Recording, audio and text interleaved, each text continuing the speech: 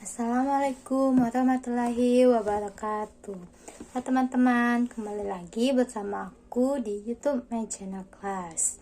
Perkenalkan, nama aku Midarsi dengan NPM A1J022015, kelas 2A, Prodi PNF, dengan mata kuliah Pengelolaan Pendidikan dengan dosen pengampu yaitu Dr. Muhammad Kristiawan. Di sini aku akan membahas tentang bab 7, yaitu sekolah sebagai suatu sistem. Topik yang akan kita bahas yang pertama ada pendidikan sistem, sekolah sebagai suatu sistem, ketiga input sekolah, keempat proses sekolah, yang kelima output sekolah, yang terakhir yaitu outcome sekolah. Yuk simak penjelasan aku tentang bab 7 ya. Lanjut.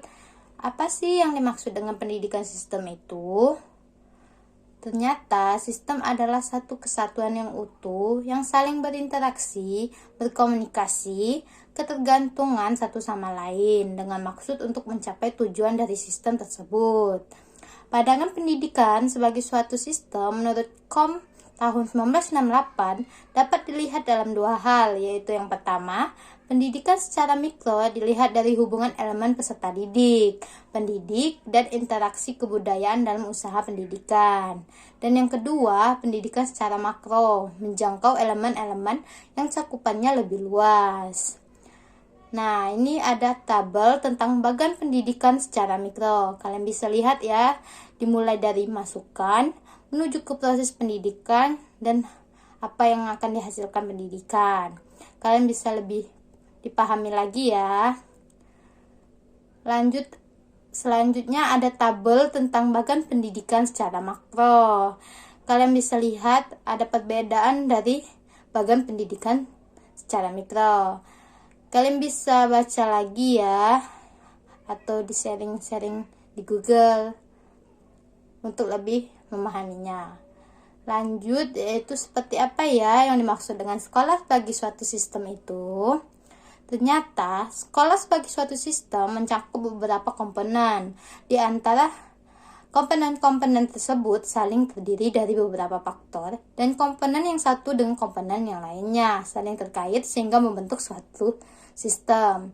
Komponen-komponen dari sistem sekolah terdiri atas masukan atau input, proses atau proses, keluaran langsung atau output, dan keluaran tidak langsung atau outcome. Apa sih input sekolah itu?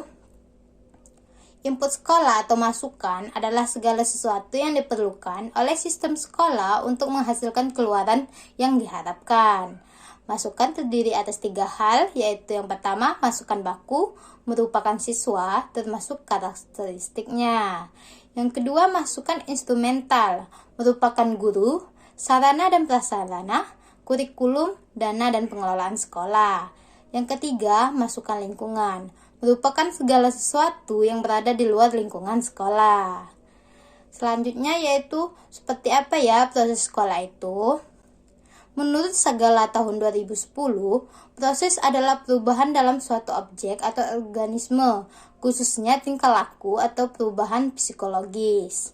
Proses juga merupakan segala kegiatan yang dilakukan oleh sekolah, termasuk segala proses yang terjadi di dalam sekolah atau kelas, dalam rangka mengubah masukan untuk menghasilkan keluaran yang ditargetkan. Proses di sini mencakup kegiatan belajar dan mengajar, kegiatan pengelolaan sekolah, serta kegiatan administrasi sekolah.